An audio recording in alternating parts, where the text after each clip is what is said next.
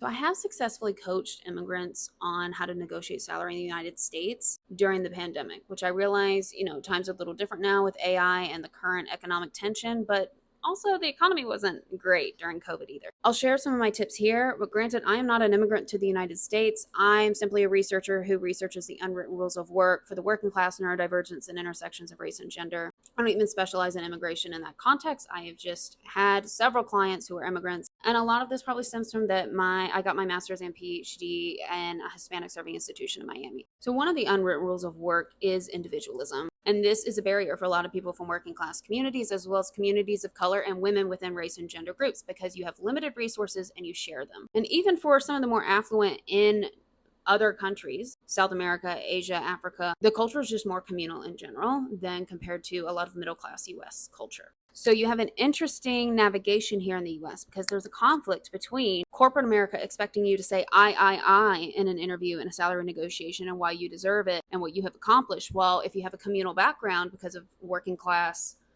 or these other communities I've talked about, you're more likely to talk about your team's success and say we in an interview instead of I. So this is a tricky situation because to get a raise or negotiate salary at the very beginning, you need to show your value. But you're also navigating the stereotype that we also have of women and Latinos and people of African descent of expecting y'all to be more communal and not direct and agented because that is stereotyped as bossy for these communities. So what I recommend to a lot of people is cultural blending.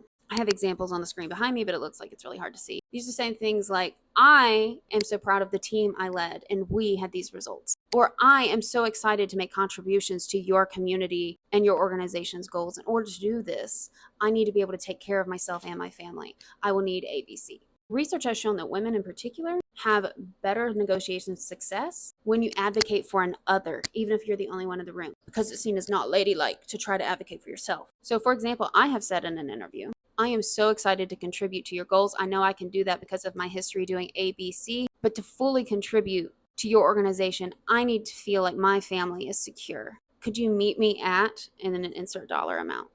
What are your ways that you could see blending independence and interdependence? Let me know in the comments. And above all, know that American corporations are expecting you to negotiate. They will offer you lower money than they have because they are expecting you to ask for at least 5% more, 5 to 25%.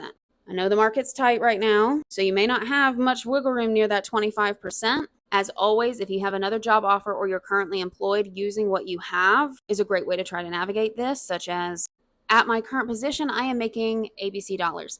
I have to maintain my quality of life, so I hope you understand that I need to make at least that. And let's be real, you want to make more if you're making the move. So you can say, this is at my current position, I'm making this. To make it worth the effort to transfer, I need to make at least this. And especially if you have any like stock buyout options, other benefits, or starting over your healthcare deductible, you can cite those reasons as well. You could also say, at my current position, I am making X dollars. I'm excited at the opportunity to make this change in my career. However, to feel comfortable leaving the security I currently have, I will need to make X. If you have another offer, which is ideal, but I know hard nowadays, you can say, thank you so much for the offer. I really do want to accept and begin working with your company as soon as possible. However, I have been offered X amount of dollars at another company.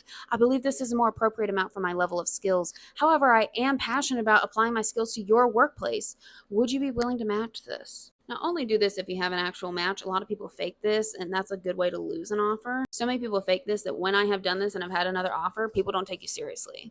Like they think you're lying, and then I showed the paperwork and they were surprised. These are just some suggestions, but I have had success with multiple clients who were Latin American immigrants. If you have other suggestions, drop them in the comments. Let's share the wealth.